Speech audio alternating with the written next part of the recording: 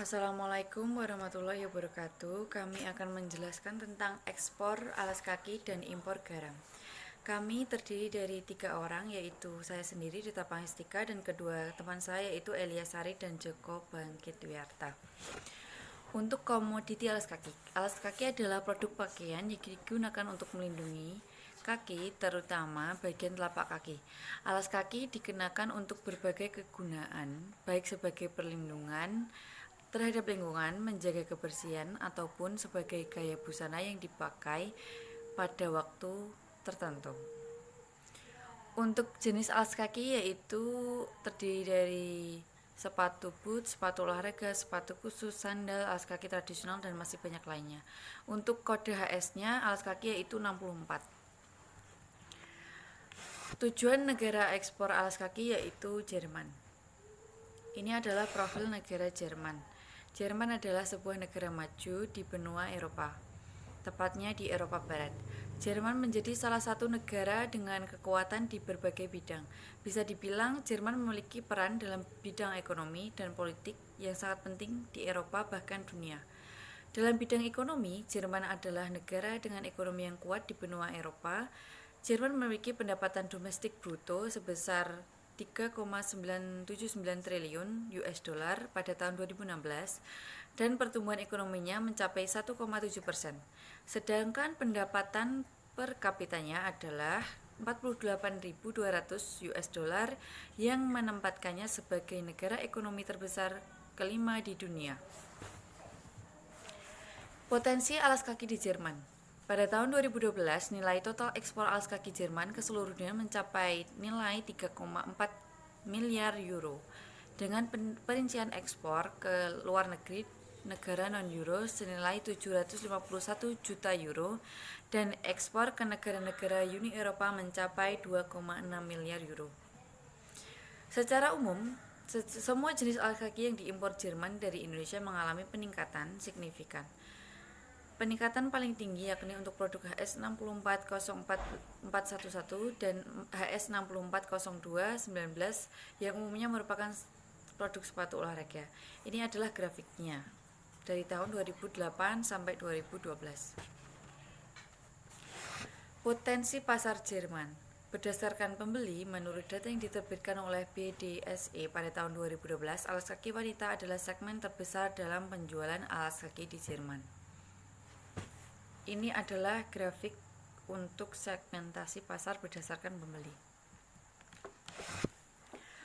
Untuk berdasarkan kualitas dan harga. Berdasarkan kualitas dan harga, desain dan kenyamanan, pasar alas kaki bisa dibedakan menjadi 2 jenis, yakni alas kaki ekonomis, di mana orang-orang mencari yang nyaman dengan harga serendah mungkin. Sepatu jenis ini biasanya dijual oleh merek-merek besar, supermarket, grosir dengan harga diskon. Pembeli biasanya dari kalangan menengah ke bawah dan juga para remaja, pelajar, dan mahasiswa. Alas kaki menengah ke atas di mana orang mencari sepatu yang elegan dan dirancang dengan baik. Jenis ini biasanya dijual di butik-butik dengan harga yang cukup tinggi. Pembeli biasanya dari kalangan profesional dan artis. Berdasarkan regional, ada beberapa perbedaan dalam penjualan sepatu berdasarkan wilayah di Jerman. Menurut data BDSE tahun 2012, di bagian timur Jerman yang merupakan bekas wilayah Jerman Timur, penjualan sepatu hanya mencapai 5% yang mewakili 21% produk Jerman. Sedangkan lebih dari 50% penjualan sepatu berada di wilayah tengah, yaitu daerah perkotaan seperti Köln, Düsseldorf, Bonn, dan Frankfurt. Wilayah di selatan menyumbangkan 1/4 dari penjualan sepatu dan sisanya adalah wilayah-wilayah di Jerman. Dari sini dapat dilihat perbedaan yang signifikan dalam kemampuan daya beli masyarakat berdasarkan di Jerman. Assalamualaikum warahmatullahi wabarakatuh. Perkenalkan, nama saya Joko Bangkit Wiarta dengan NIM F3118032. Di sini saya akan mempresentasikan mengenai fasilitas ekspor alas kaki. Di sini akan ada kerjasama dagang bilateral antara Indonesia dan juga Jerman. Indonesia dan Jerman telah menjalin banyak kerjasama dagang. Beberapa badan kerjasama dagang pun telah dibentuk untuk meningkatkan potensi perdagangan internasional antar kedua negara tersebut. atau lebih kita kenal dengan istilah bilateral. Institusi tersebut antara lain adalah Econit, Jerin, dan lain-lain. Untuk mendapatkan informasi mengenai perdagangan dan pasar di Jerman, Kementerian Perdagangan Indonesia juga telah membuka perwakilan di Jerman. Di antaranya ada Atase Perdagangan KBRI yang pusatnya ada di Berlin, di Indonesia Trade Promotion Center atau lebih kita kenal ITPC, yang letaknya ada di Hamburg, Jerman. Baik, kemudian saya akan menjelaskan untuk apa sih permasalahan yang akan kita dapat ketika orang Indonesia yang akan mengekspor barang berupa alas kaki tersebut di negara Jerman. Yang pertama ada di permasalahan label yang perlu kita notice. Persyaratan label untuk alas kaki adalah sebagaimana yang ditetapkan dalam EU SUS Labeling Directive 94/11/EC. Label tersebut harus memberikan informasi mengenai bagian-bagian dalam produk tersebut. Kemudian seperti bagian atas, lapisan sol luar, dan bagian dalam sepatu. Yang kedua ada di permasalahan mengenai kemasan. Produk dari Indonesia pasti akan menempuh jarak yang sangat luas karena kita terpaut sangat luas antara jarak benua Asia dan benua Eropa. Kita terklasifikasi dari beberapa banyak benua, dan akhirnya jarak untuk menempuh ke Jerman dari Indonesia itu memerlukan waktu yang sangat-sangat lama. Oleh karenanya, maka kemasan itu harus dengan perawatan yang pengirimannya maksimal diberikan kepada kemasan produk, terutama berkaitan dengan perubahan suhu, penanganan kargo, dan keamanan.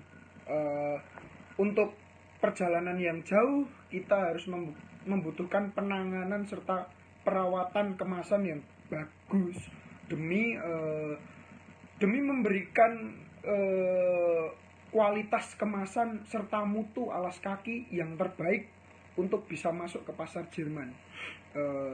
Tarif impor alas kaki dari Indonesia ke negara-negara Eropa pun sangat bervariatif.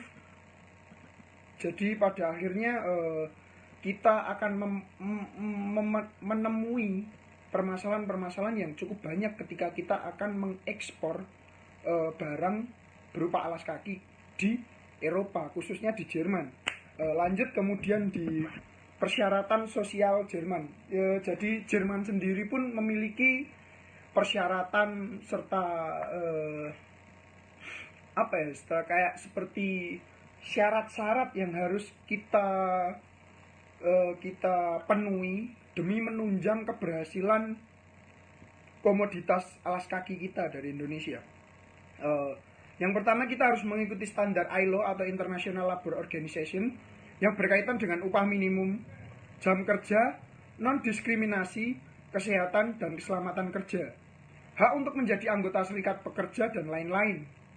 Sebagian perusahaan besar di Eropa masyarakat standar ILO tersebut. Banyak perusahaan yang mencari produk berlabel fair trade sebagai bentuk perhatian terhadap buruh dan tani. Jadi negara Jerman sangat memberikan memberikan keamanan, memberikan intensif berupa standar pekerjaan, standar kerja bagi buruh dan tani. Di Jerman tani dan buruh sangat benar-benar dijaga, dirawat, sehingga semua sektor ekonomi yang ada di negara Jerman itu mampu produktif dan mampu memberikan produktivitas yang terbaik untuk negara Jerman. Nah, itu yang harus kita pelajari dan harus kita tiru di Indonesia. Mungkin kurangnya intensif berupa tunjangan dan lain-lain di Indonesia sangat-sangat minim. Kemudian kita lanjut ke saluran distribusi Jerman. Yang tertera pada PPT ini saluran distribusi ekspor ketika kita mau mengekspor barang ke pasar Jerman. Saya deskripsikan sedikit, yaitu produk alas kaki di Jerman memiliki saluran distribusi yang relatif sama dengan sebagian besar produk perdagangan lainnya di Eropa.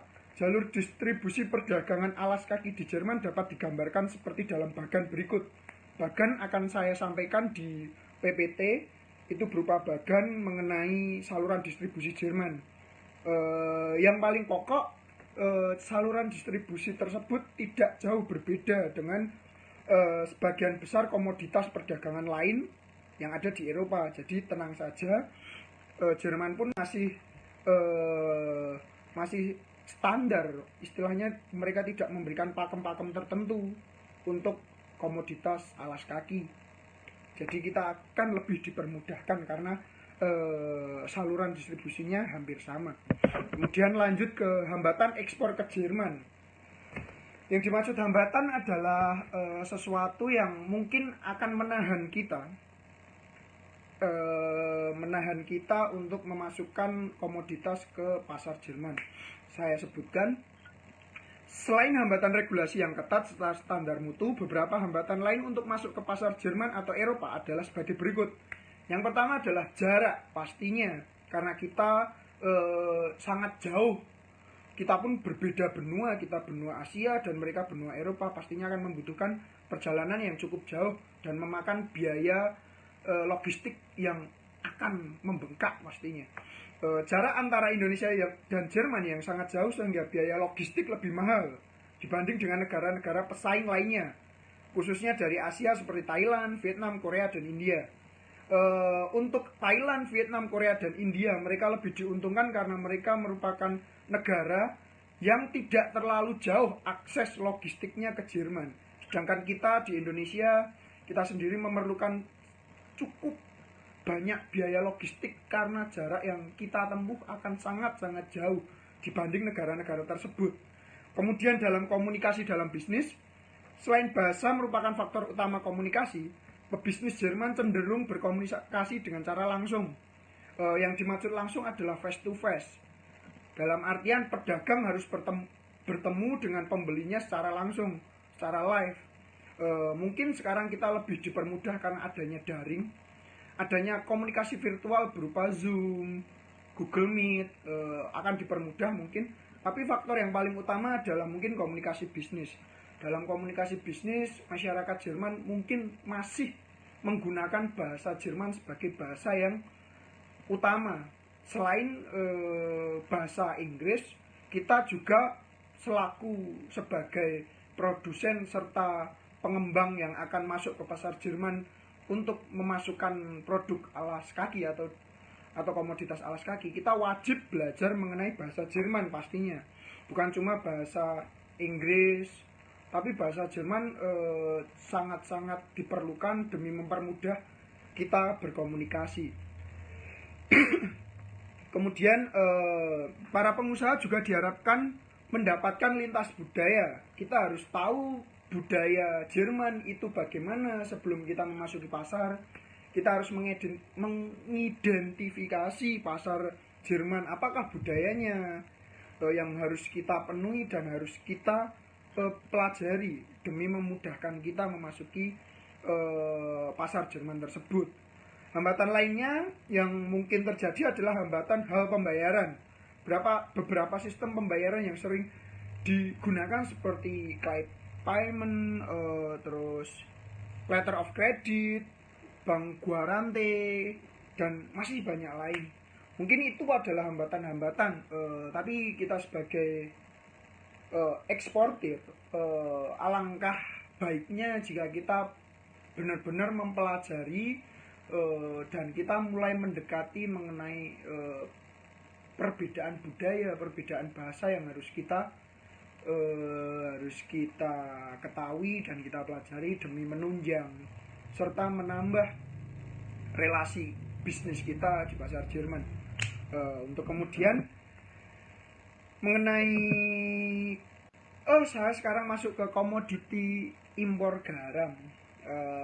Kita tahu bahwa garam merupakan kebutuhan masyarakat yang dipergunakan sebagai kebutuhan pangan dan sumber elektrolit bagi tubuh manusia.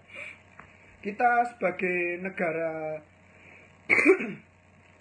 yang memiliki laut yang besar, pesisir yang luas, kenapa kita harus melakukan impor garam? Itu juga PR bagi kita semua, PR untuk mahasiswa, PR untuk pemerintah, dan PR untuk seluruh masyarakat Indonesia. Karena pada dasarnya garam merupakan barang yang sangat pokok. Contohnya seperti ini. Ketika kita membuat sambal, kita memasak sayur, pasti yang terjadi kita akan menggunakan garam sebagai alat untuk penambah rasa. Yang terjadi di era sekarang, kita mengalami kegagalan panen, kita mengalami turunnya produktivitas komoditas garam di Indonesia sendiri, padahal kita adalah negara yang dikenal memiliki luas laut dan wilayah laut yang cukup besar, cukup untuk setidaknya kita memenuhi kebutuhan garam nasional harusnya.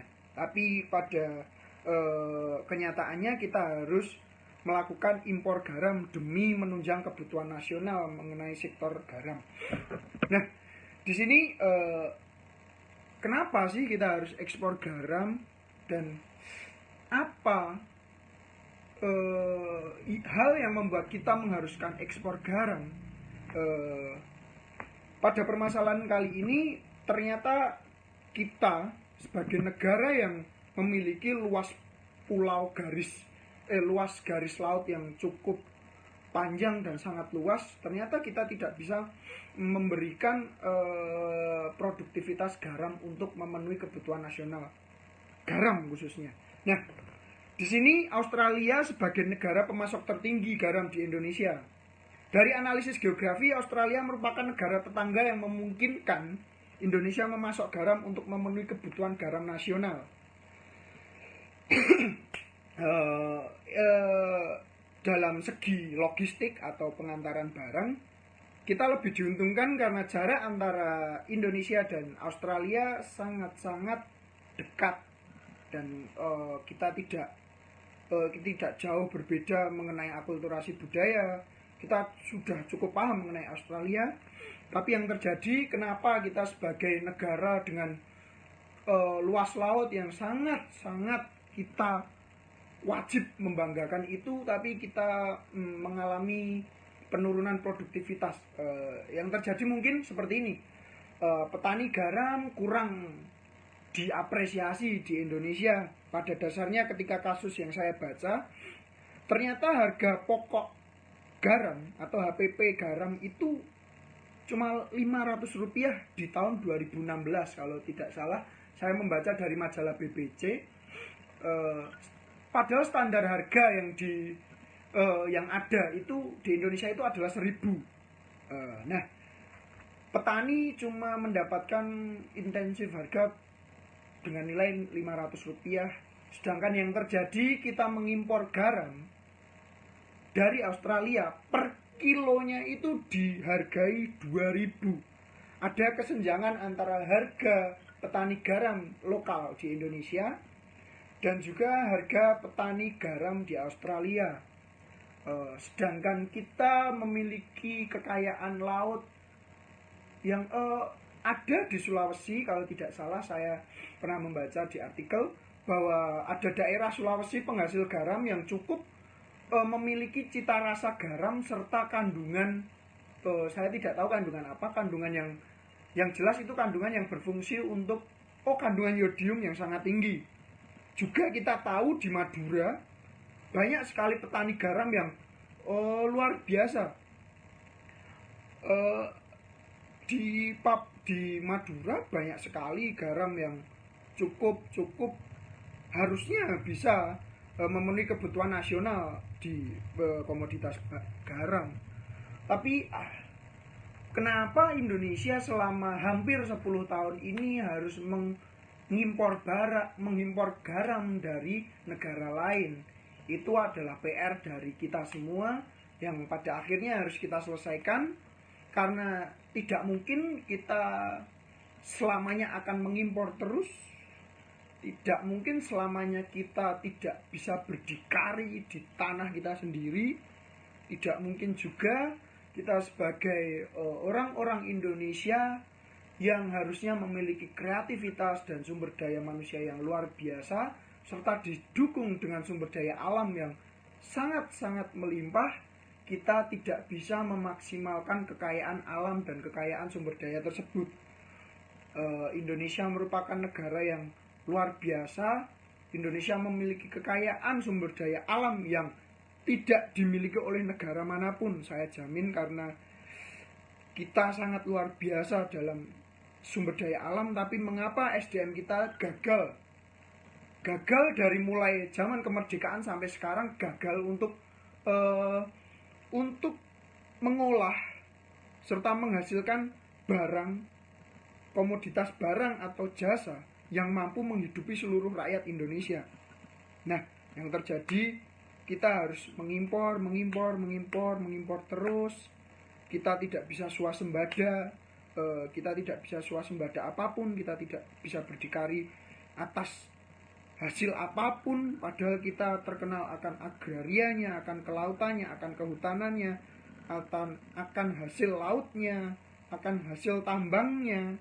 Tapi yang terjadi, kita selalu impor yang mengakibatkan kita tidak bisa melepaskan diri dari seluruh negara yang ada di dunia ini, dan akhirnya kita tidak bisa berdikari. Terima kasih.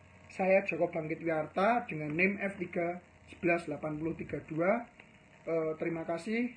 Saya mengucapkan permohonan maaf jika banyak salah kata yang terjadi dalam presentasi saya kali ini. Terima kasih. Selamat malam. Sekian. Wassalamualaikum warahmatullahi wabarakatuh. Atur suwun. Kenapa Indonesia mengimpor garam? Pemerintah kurang mampu mengapresiasi petani berupa insentif harga maupun capaian lainnya. Pemerintah juga kurang menggugah petani untuk meningkatkan produksi demi memenuhi kebutuhan nasional dan berdikari pada komoditas garam tersebut. Kebijakan pemerintah tentang garam pada tahun 2004 sampai 2015. Jenis keputusan: Keputusan Menteri Perindustrian dan Perdagangan Nomor 422 tentang masa panen raya garam tahun 2004 dimulai sejak 1 Agustus 2004 sampai 31 Oktober 2004. Yang kedua, Surat Menteri Perdagangan Nomor 425 mengenai larangan impor garam tahun 2005. Ketiga, Peraturan Menteri Perdagangan Nomor 20 mengenai ketentuan impor garam pada tahun 2005. Kebijakan pemerintah mengenai garam. Yang pertama, Undang-Undang Dasar Nomor 33 Tahun 1945. Yang kedua, Keputusan Menteri Perindustrian dan Perdagangan Nomor 422. Yang ketiga, Surat Menteri Perdagangan Nomor 425. Yang keempat, Peraturan Menteri Perdagangan Nomor 20. Yang kelima, Utusan Menteri Perindustrian dan Perdagangan Nomor 455. Yang keenam, Surat Menteri Perdagangan. Yang ketujuh, garam industri diperbolehkan impor. Yang ke-8, Peraturan Menteri Perdagangan Nomor 20. Ini adalah kalkulasi mengenai ekspor alas kaki HS 604.0391.10. Data ini didapat dari INSW. Rumusnya sesuai dengan yang ada di slide ini. Yang pertama, harga barang sebesar 135.000 US dollar, nilai pabean sebesar 220.500 rupiah, bea masuk sebesar 50.625 rupiah, nilai impor 70.875 rupiah, PPN 7.087.000, PPH 0, PDRI 57.712.000. Dalam slide ini mengenai tentang kalkulasi impor garam HS 2501.00.10. Data ini didapat dari INSW yang berjumlah FOB yaitu 225 US dollar, freight yaitu 22,5 US dollar, insurance 1,2375 US dollar, CIF 24.800, nilai pabean 3.531, bea masuk Rp353, nilai impor 3.885, PPN 388.000, PPh 38,85, PDRI Rp427. Kesimpulan dan saran. Kesimpulan, Indonesia memiliki potensi sangat baik dalam perdagangan internasional. Hal ini menjadi salah satu faktor untuk meningkatkan kesejahteraan masyarakat. Negara Indonesia memiliki produksi unggulan ekspor maupun impor. Salah satu potensi yang dapat dijadikan komoditi ekspor Indonesia yaitu alas kaki. Banyak negara yang punya permintaan tinggi terhadap komoditi ini. Tidak hanya itu, peminat di luar negeri didominasi karena faktor cuaca yang berbeda, sehingga mereka lebih senang mengganti sepatu sesuai keadaan yang ada. Karena kebutuhan akan garam tidak bisa dipenuhi dari produksi dalam negeri dan pemerintahnya cukup banyak, maka Indonesia mengimpor barang dari Australia. Saran, untuk tetap menjaga kestabilan negara Indonesia, kebijakan perdagangan internasional hendaknya dapat menguntungkan para pelaku pedagang dalam negeri. Hal ini karena besarnya keuntungan akan berdampak pada kesejahteraan masyarakat dalam negeri. Kemudian, peningkatan mutu dan kualitas sangat diperlukan mengingat persaingan di kancah internasional sangat tinggi dan agar produk dapat diterima dengan baik. Sekian presentasi dari kelompok kami. Ada kurang lebihnya kami mohon maaf. Wassalamualaikum warahmatullahi wabarakatuh.